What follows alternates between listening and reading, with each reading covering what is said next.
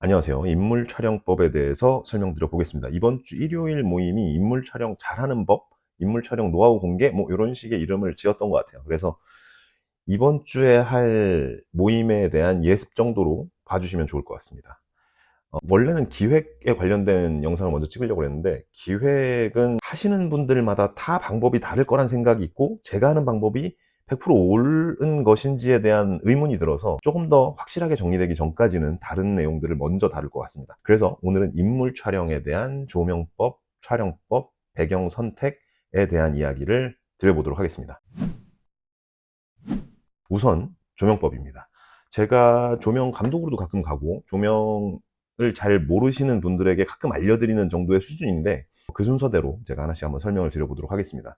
현장에 갔을 때 그때 제일 먼저 보는 것이 있습니다. 그게 바로 자연광이 어디서 들어오는지, 그리고 자연광이 안 들어왔을 때는 설치된 조명이 어디에서 어떤 방식으로 들어오는지에 대한 관찰을 하게 돼요. 그래서 조명 감독님들 가만히 보면 한참을 그 장소를 두리번 거립니다. 촬영 위치에 대한 조언을 촬영 감독님께 해드리고, 그 장소가 결정이 되게 되면 그 장소에 적당한 인공 조명들을 설치하는 게 조명 감독님의 역할입니다. 자연광 같은 경우엔 풍부한 광량이 일단 장점입니다. 저 같은 경우에는 조명이 아주 와트수가 높은 조명이 별로 없어서 자연광을 최대한 이용하는 편이고요. 그랬을 때 좀 단점이 있습니다. 자연광은 광질과 광량이 계속 변해요. 태양의 광량이 구름에 의해서 계속 변하죠. 그리고 해가 지면서, 해가 뜨면서 계속 광량이 변하게 됩니다. 그렇기 때문에 웬만한 촬영장에서는 자연광을 실내에서 쓰기를 좀 꺼려하는 경향이 있고요. 보통은 이 설치된 조명도 다 끄고 가져간 조명으로 사용을 하는 경우가 많습니다. 기존 조명은 왜 안 쓰냐?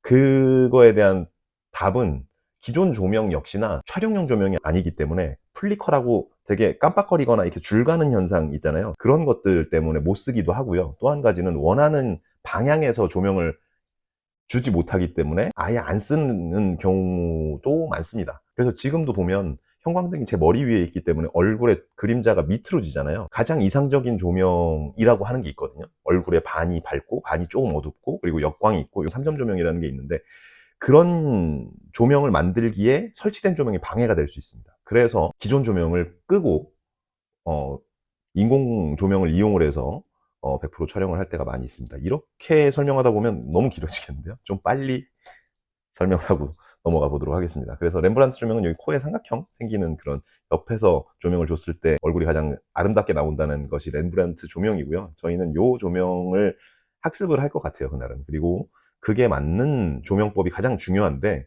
그 기생충의 촬영 감독님이 이런 얘기를 하더라고요. 어떤 촬영은 어떻게 해야 돼, 원샷에서는 렌즈를 이런 걸 쓰는 게 최고야, 이런 내용의 이야기를 촬영 감독님들이 자주 하는데, 그 기생충 촬영 감독님은 이런 생각을 한다고 하시더라고요. 그게 내용에 맞는 촬영을 하는 것이 베스트다. 그래서 저희도 인물이 가장 잘 나오는 촬영을 하는 게 아니라, 그게 내용이 아주 짧든 내용이 거의 없든 간에 아마도 전달하고자 하는 이야기는 있을 거예요. 그러면 그 이야기에 장르가 있을 거고, 그 장르에 맞는 조명을 사용하게 될 겁니다. 역시나 설명이 좀 길었네요. 그래서 요약해서 말씀드리자면 분위기에 맞는 조명법을 사용하면 된다는 얘기를 드리고 싶네요.